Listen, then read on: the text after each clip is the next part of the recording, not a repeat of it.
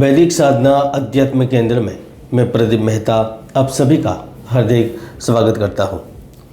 तुला राशि वालों, जो मनुष्य बैठा रहता है ना, उनका भाग्य भी कभी खड़ा नहीं हो सकता, और जो मनुष्य उठकर चढ़ पड़ता है ना, उसका सौभाग्य पूर्ण रूप से सक्रिय हो जाता है। तुला राशि वालों, एक जगह पर पड़े रहना कलयुग है, टूटे रहना द्वापर है, उठ बैठना जहाँ त्रेता है तो चल पड़ना ही सतयुग है। इसीलिए तो मैं हमेशा कहता हूँ, चलते रहो, चलते रहो। तुला राशि वालों, ग्रह जातक पूर्व में किए गए कर्म के अनुसार ही अच्छा और बुरा फल देते हैं। जय पराजय, जस अपजस, मान अपमान, सबका पूर्ण संचालन ग्रह पर ही आधारित है। लेकिन मित्रों, मैंने यह भी कभी नहीं कहा है ग्रह और ईश्वर आपको मुसीबत से बचा लेंगे। हाँ, आपको प्रयास जरूर करने हैं। ईश्वर आपको मुसीबत में रास्ता जरूर दिखाते हैं। मित्रों, आज यह बात मैं इसीलिए कह रहा हूँ क्योंकि इतिहास के पन्नों पर जब जब भी इस समय को अंकित किया जाएगा ना, तब आप में से कई लोगों के नाम सुवर्ण अक्षरों में लिखे जाएंगे। और ये इसीलिए होगा क्योंकि ब्रह्मांड के सबसे बड़े प्रभावी ग्रह और जिनकी वजह से धरती से लेकर आसमान तक बड़े बड़े परिवर्तन होते हैं, वह राहु ग्रह नक्षत्र परिवर्तन कर रहे हैं। और इस बार यह नक्षत्र परिवर्तन इसलिए भी महत्वपूर्ण हो जाता है क्योंकि ये शनि के नक्षत्र में परिवर्तन करने वाले हैं। तो आइए जानते हैं आज जुलाई से लेकर 2025 के प्रारंभ में आपके जीवन में किस तरह से कैसे बदलाव होने वाले हैं। और मित्रों, मेरा तो यह वादा है, अगर आप इस वीडियो को अंत तक देखेंगे, ध्यान से सुनेंगे, तो आपके आने वाले समय के हर डाउट क्लियर हो जाएंगे। यह राशिफल चंद्र कुंडली के आधार पर है। यदि आप लोग सूर्य राशि या नाम राशि से सुनना चाहते हैं तो सुन सकते हैं।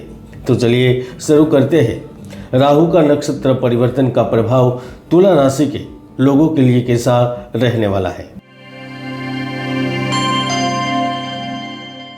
तुला राशि वालों, जब आप जानना चाहते हैं कि राहु का नक्षत्र परिवर्तन आपके जीवन में कौन से बड़े बदलाव करने वाला है, तो इससे पहले आपको राहु को समझना होगा। मित्रों, खगोलीय दृष्टि से राहु का इस ब्रह्मांड में कोई अस्तित्व नहीं है, लेकिन वैदिक ज्योतिष में और धार्मिक दृष्टि से राहु ग्रह का बड़ा महत्व है। पुरानी कथा के अनुसार समुद्र मंथन में अमृत का कलश निकला। फिर भगवान विष्णु अमृत का पान देवताओं को करवा रहे थे, तो उस समय देवताओं के बीच में एक दैत्य आकर बैठ जाता है। फिर भगवान सुदर्शन चक्र से उनका सिर धड़ से अलग कर देते हैं, और फिर जो धड़ वाला हिस्सा था उसे केतु कहा गया, और जो सिर वाला हिस्सा था वह राहु नाम से प्रचलित है। मित्रों, हमारे पुराण में एक और भी कथा है। श्रीमद् भागवत के अनुसार राहु ग्रह को हिरण्यकश्यप की बहन का पुत्र बताया गया है। यानी कि राहु एक ऐसा माया ग्रह है जो व्यक्ति के जीवन को पूर्णतया बदलने में सक्षम रहता है। अब ऐसे में जब आपकी कुंडली के छठे हाउस में परिवर्तन होगा ना, तो आपको खुद को साबित करने के लिए कड़ी मेहनत नहीं करनी पड़ेगी। अब प्रभावी ढंग से लोगों को अपने वश में करने में कामयाब हो जाते हैं। यानी कि अब आप में इच्छा अनुसार काम निकलवाने की काबिलियत पैदा होती है, क्योंकि राहु ग्रह इस अवधि के दौरान कुछ ज़्यादा मनपसंद और फायदेमंद काम करने के लिए आपकी नौकरी, आपका कार्य बदलवाते हैं या कुछ अतिरिक्त काम आपको प्राप्त करवाते हैं। आपको एक से अधिक स्रोतों से कमाई के अवसर मिलते हैं। आपको अधिक मेहनत करने और बेहतर पैसा कमाने के लिए नए रास्ते मिलते हैं। मित्रों, राहु आपके छठे भाव में नक्षत्र परिवर्तन कर रहे हैं, तो इसे में आपका 12वां भाव और तृतीय भाव प्रभावित होता है। ऐसे समय में आपके कार्य आपके लिए फायदेमंद सिद्ध होते हैं।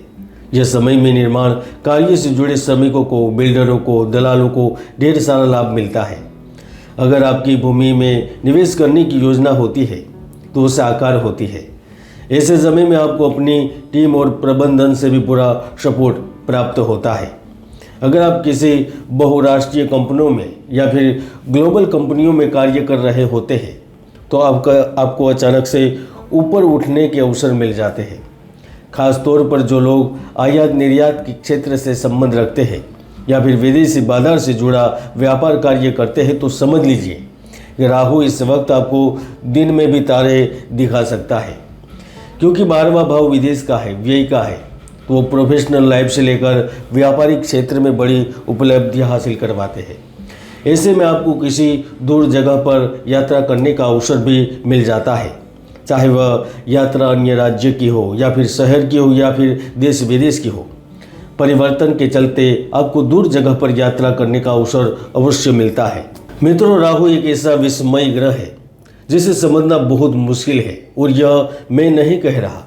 हमारे वैदिक ज्योतिष के ग्रंथ, ज्योतिष आचार्य और बड़े बड़े धर्मात्माओं ने भी कहा है कि कलयुग में राहु ही एक ऐसा मात्र ग्रह है जो राजा को रंक बना देता है और राजा को रंग को राजा भी बना देता है, और वह कलयुग में ज़्यादा प्रभावित भी होता है।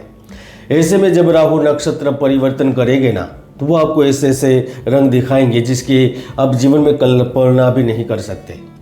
2025 से पहले आप जिस काम में हाथ डालेंगे वहाँ काम आसानी से होने लगेंगे। राजनीतिक उथल पुथल के बीच में आपको पद से संबंधित लाभ दिया जाएगा। अगर आपके मन में हमेशा नौकरी छूटने का डर बना रहता था, तो वह डर को खत्म करेंगे। राहु इस समय न्यायालय और न्याय से संबंधित लोगों को बेहतर अवसर देंगे। अगर आप किसी भागीदारी से व्यापार चला रहे हैं तो अचानक से बड़ा समझौता कर पाएंगे। अगर आप स्टील पेट्रोल उद्योग से जुड़े हैं तो 2025 से पहले बड़ा लाभ का अवसर मिलेगा। यहाँ तक कि 12वें भाव में केतु की उपस्थिति आपको विदेश में काम करने के भी अवसर दे सकती है, और जिनका जन्म ही विदेश में हुआ है ना, वह भी कोई बड़ी इच्छा या आकांक्षा पूर्ण कर सकता है। तुला राशि वालों, छठा भाव शत्रु या रोग का भाव भी कहा जाता है। ऐसे में राहु का नक्षत्र परिवर्तन आपको झंझट और मुसीबतों से मुक्त करता है। किसी प्रकार की बड़ी कार्रवाई आप पर चल रही होती है या फिर आपको बंधन का डर सता रहा होता है, तो राहु ऐसे समय में आपकी मदद करता है, शुभ परिणाम देता है। हालांकि छठे भाव में राहु का गोचर बीमारियों से धन की हानि करवाता है या फिर कुटुंब परिवार में रोगों से खर्च करवाता है। इसके साथ साथ वह आपको गलत इल्जाम या फिर जीवन साथी से कलह भी करवा सकता है। और वैसे भी हर व्यक्ति की कुंडली में सुयोग या दुर्योग विद्यमान रहते हैं। ज्योतिष के कई महायोग हैं जो व्यक्तियों को सफलता की शिखर तक पहुंचा देते हैं, तो कई दुर्योग भी हैं जो व्यक्ति की भरपूर मेहनत को सफल नहीं होने देते। इसलिए कुंडली को जाने, विश्लेषण करवा कर ही आगे बढ़े। अब देख रहे थे तुला राशि पर राहु नक्षत्र का प्रभाव कैसा रहेगा। जय गुरुदत्त, जय गिरनारी।